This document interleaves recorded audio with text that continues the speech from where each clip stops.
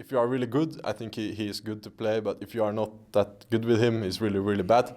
So, I think I'm much better with Yasuo than the other people playing it in LCS. So I think for me it's gonna work. But I think for some other people maybe it don't work. Hello everyone, this is Darius from the Shotcaller, joined once again by Nukeduck. It's been a while since we last spoke. Last time we spoke, you were still on Schalke, and now you're of course on Origen, having maybe not the best start to the season, but what's your take on Origen so far?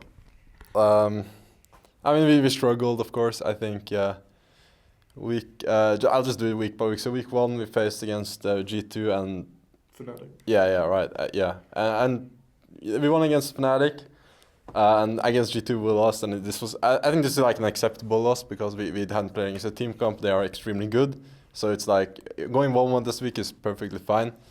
And then going into week 2, I think we got some problems because we are traveling, but we were still trying to do a full schedule. So we were scrimming every day, and we also have activities and stuff. So the schedule was just too full, I think. So when we went into the second week, the whole team was kind of like stressed and like we weren't able to show ourselves that week. So for example, I guess Misfits, we just like dropped the ball completely.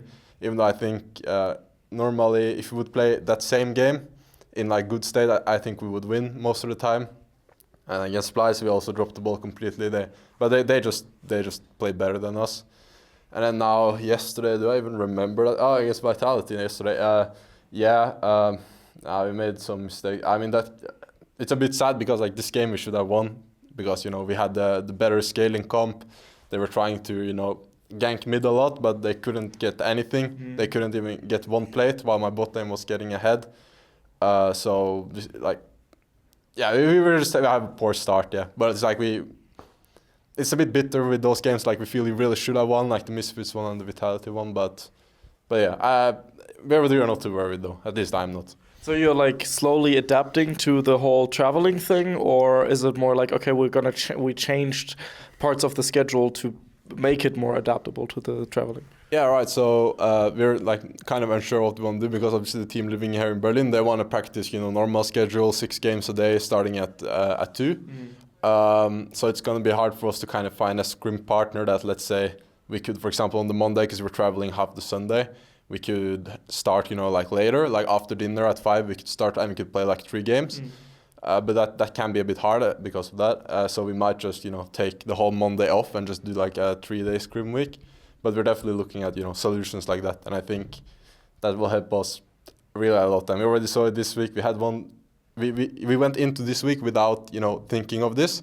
We were just like we kept going, and then after maybe the scrims on Thursday, we said like we are really burnt out, and then we told the guys we were going to scrim the next day on Wednesday that we were not doing the 3 first games, and it was a huge improvements in everyone's mindset, and not people were stressed. So we had some problems with like negative comms, people were stressed, we were just like autopiloting, but it helped a lot. So I think we're going to do similar stuff, yeah. It's interesting to hear that because, before the season started, when it was revealed that you guys were going to travel between Copenhagen and Berlin, there were people, saying that, hey, that could really negatively impact the team. Yeah. Then I spoke with the physio and I went to Copenhagen myself, of course, and experienced that it's technically a bit of it's a short flight and stuff. Yeah, it's not that bad. It's really short, and it's really, well, like it's really easy. It takes us like 3 hours while we get in the taxi to land in Berlin. So it's really a fast trip, but it's just a tiny bit too much, Like it takes you out, kind of? Like it takes you out of the system? Yeah, we don't have like a complete free day, It's a bit like we have to catch a cab early on Sunday, so we can't fully relax that day. And then we have to travel with our stuff, Like it's not the end of the world, but it's just a tad too much for us. So we just have to, like lower the stress level down a little bit, and we should be able to handle it. Okay. That's good to hear, of course. So expectations for the next upcoming weeks, upcoming matches? I don't know who we're playing. We're maybe playing Schalke next week, I think. Pretty sure. Like XL? Yeah, we still have XL, Rogue, and Schalke, and No, we just played them. So we played 6 teams. There should be 3 teams left. Oh yeah, so that's those 2, yeah. It's Rogue, XL, and Schalke. So no, I think we'll win all the games. Actually, I think we are still really good. I think Schalke is really good too. But I think we will edge out. I think we will just win the 3 next games. And I'm not worried about our start and all that. We're kind of new and we need to mesh just as everyone else, but we didn't just auto mesh, and then we had those stress problems. It kind of made us worse and worse instead of better and better. So I think now we figured it out. Yeah, we should be good to go. Any special thoughts on the matchup against your former team in particular? Schalke? No, yeah, they are good. I probably can say we practice a lot against them. Without leaking anything, because that's a big deal nowadays. But yeah, we practice a lot against them. They're a good team, and they have very good playmakers. I would say good carries. Upside is still really good. So yeah, I think they will be a hard opponent. Yeah, and it will always be fun to play against them. It's many people I know Upset, and their manager I know well, and their owner. We're all good friends, so it's gonna be fun to play against them. Yeah. I must imagine it must always feel a bit special to play against your former team in particular. Yeah, it will definitely, and it's I don't know exactly how it will feel right now, but I'm excited for the game still. I don't really know which day we play them actually, but. You'll find out soon enough. So we've seen a lot of Yasuos, more than usual at least. For better or for worse, especially for solo queue. Yeah. But what do you think of this champion and his strength right now as a champion? I think he's pretty good, and I like to play him a lot. I think if you are really good, I think he is good to play. But if you are not that good with him, he's really really bad. So. I think I'm much better with Yasuo than the other people playing it in LCS. So I think for me it's gonna work, but I think for some other people maybe it don't work. I mean that's how it usually works, Yasuo is either it works or it doesn't at all. Yeah. I kind of though. The last game it was I couldn't play aggressive. We were kind of scaling, and then I was still a bit useful. But yeah, if you're good, maybe you can. Even if you're not, winning, you can, make use of him in different ways. So I think if you're really good, you can avoid having those games where you're useless. And of course, late game, technically you're always supposed to be do some damage to the passes, right? And everything. It just yeah, for sure. Late game his strong late game is there are team comps where you actually just can't do anything late game though. Yeah. So it kind of it's comp dependent, but he can be really strong, or it can also be really really difficult.